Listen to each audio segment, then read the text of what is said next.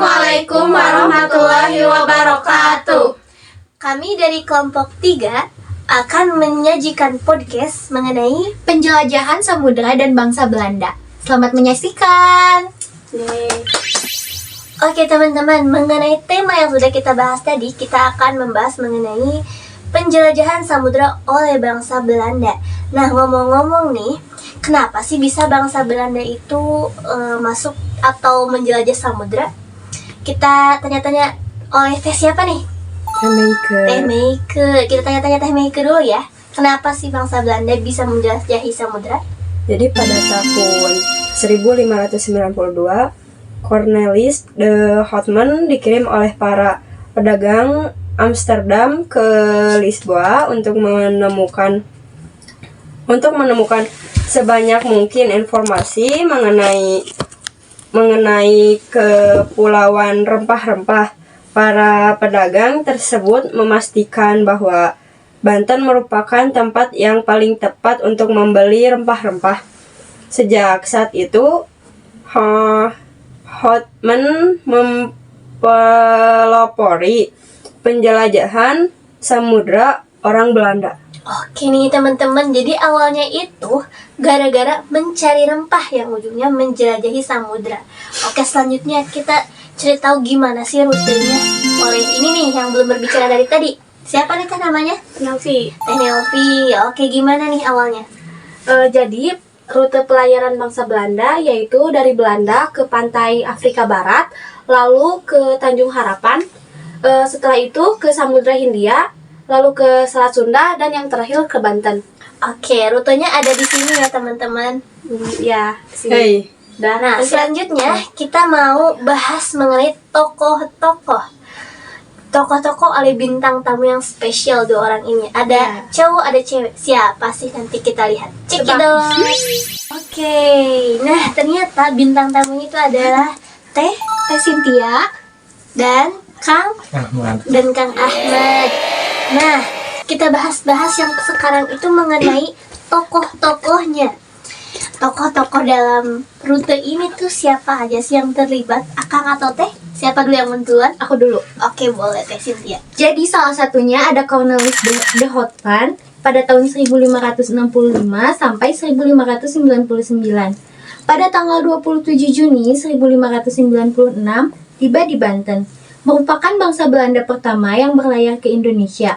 Kemudian berlanjut ke pantai utara Jawa, Madura, Bali, dan berakhir di Aceh. Oh, bagus banget ya salah satu tokoh ini. Nah, aku juga tahu loh tokoh dalam perjalanan ini. Salah satunya ada Abel Tasman. Abel Tasman berlayar mencapai perairan di sebelah tenggara Australia pada tahun 1962. Ia menemukan sebuah pulau yang kemudian dikenal dengan nama Pulau Tasmania. Benar gak sih Teh itu salah satu tokohnya? Bener banget. Nah, selanjutnya Kang Ahmad nih yang dari tadi belum berbicara. Coba, siapa nih salah satu tokohnya? Salah satu tokohnya yaitu Barents. Pada tahun 594, Barents mencari daerah Timur Asia melalui jalur lain yaitu ke utara. Perjalanan Barents terhambat karena air laut membeku. Sesampainya di kutub utara, ia berhenti di sebuah pulau yang dikenal dengan nama Pulau Novaya Zemlya. Ia kemudian memutuskan untuk kembali tetap meninggal dalam perjalanan. Oke, mungkin segitu aja deh kayaknya informasi yang sudah kita sampaikan. Terima kasih yang telah menonton dan terima kasih juga yang telah menyimak penjelasan dari kami. Wabillahi taufiq wal hidayah. Wassalamualaikum warahmatullahi wabarakatuh.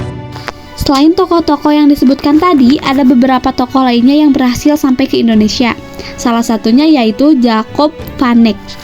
Pada 1599, armada pemimpin Jacob van Eyck berhasil mendarat di Maluku. Dari ekspedisi kedua inilah Belanda mampu meraup keuntungan setelah berhasil mengangkut rempah-rempah. Lalu yang kedua ada William Jensen. William Jensen disebut sebagai orang Eropa pertama yang melihat pantai Australia selama pelayaran antara 1605 sampai 1606. Selain itu, ia juga bertugas di Hindia Belanda pada periode 1603 sampai 1611 dan 1612 sampai 1616. Willem Schouten adalah seorang navigator VOC yang dikenal sebagai orang pertama yang mengarungi rute Cape Horn ke Samudra Pasifik. Antonio van Diemen adalah seorang pejabat Belanda yang sangat kompeten di bidangnya dan akhirnya ditunjuk sebagai Gubernur Jenderal Hindia Belanda yang ke-9 1636 sampai 1645. Selain itu, ia dikenal sebagai penjelajah yang mengeksplorasi Australia untuk melakukan pemetaan garis pantai. Cornelis de Houtman menjadi pelaut Belanda yang berhasil sampai ke Indonesia untuk pertama kalinya bersama beberapa pelaut bangsa Belanda lainnya. Ia pada tahun 1596 sampai di Nusantara akan mendarat di Banten. Akan tetapi, Cornelis de Houtman tidak lama-lama di Indonesia karena mendapatkan penolakan dari rakyat. Cornelis de Houtman ini melayari samudra dan berhasil sampai di Indonesia dengan mengikuti jejak pelayaran bangsa Portugis. Frederik de Houtman adalah adik Cornelis de Houtman yang ikut dalam ekspedisi pertama oleh Belanda ke Hindia Timur pada 1595 sampai 1597. Dalam perjalanannya menuju Sunda Kelapa, ia justru berlayar di sepanjang pantai barat Australia. Di sisi lain, Frederik de Houtman juga melakukan pengamatan terhadap langit di belahan bumi bagian selatan dan berkontribusi dalam penciptaan 12 rasi bintang. Jacob van Verik adalah seorang perwira angkatan laut dan penjelajah yang memimpin ekspedisi kedua Belanda ke Indonesia antara 1598 sampai 1599. Yang kedua ada Abel Tasman. Abel Tasman adalah seorang pelaut Belanda yang terkenal karena pelayaran atas nama VOC pada tahun 1642 sampai 1644. Pada tahun 1643, ekspedisinya berlayar ke wilayah New Zealand dan Pulau Tasmania. Pencapaian itu membuat Abel Tasman menjadi penjelajah Eropa pertama yang berhasil mencapai dua wilayah di belahan bumi bagian selatan. Ja van Riebeeck adalah seorang navigator sekaligus administrator kolonial Belanda pada tahun 1651. Riebeeck ditugaskan untuk pergi ke Afrika Selatan dan dalam perjalanannya itu ia menemukan Cape Town. Jacob Roggeveen adalah seorang penjelajah Belanda yang awalnya dikirim untuk menemukan Terra Australis atau tanah selatan yang tidak diketahui. Namun, ekspedisinya justru membuat Pulau Paskah, Bora Bora, dan Samoa. William Barents, pelaut Belanda yang pada tahun 1594 mencoba berlayar untuk mencari tanah Hindia melalui daerah Kutub Utara adalah William Barents. Barents adalah seorang navigator dan kartografer Belanda yang melakukan penjelajahan pertama pada 1594 menuju Kutub Utara. Namun, ia gagal karena kapalnya terjepit dan terhenti di sebuah pulau yang bernama Novaya Zemlya. Setelah terdampar hampir 1 tahun di Novaya, Barents memutuskan untuk kembali ke Belanda pada 1597, tetapi meninggal dalam sebuah perjalanan. Perbedaan mendasar antara penjelajahan Portugis dan Belanda terletak pada gospel. Bangsa Portugis memiliki keinginan untuk menyebarkan agama Katolik ke seluruh dunia, sedangkan Belanda hanya fokus untuk melakukan perdagangan dan kolonialisasi untuk mencari keuntungan yang sebesar-besarnya. Motif utama kedatangan bangsa Belanda ke Nusantara ada dua, yakni ekonomi dan petualangan.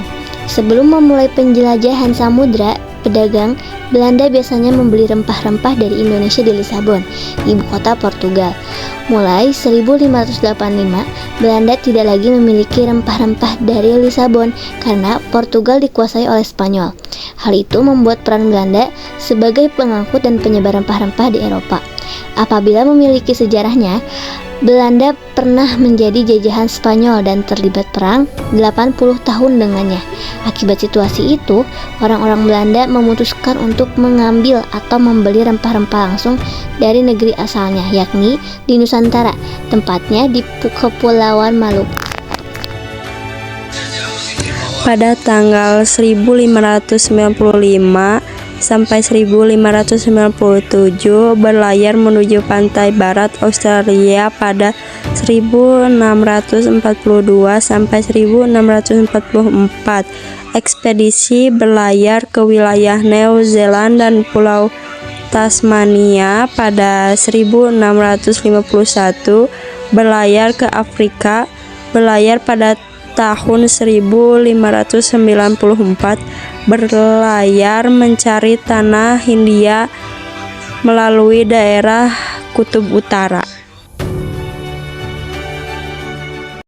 Sekian dan terima kasih.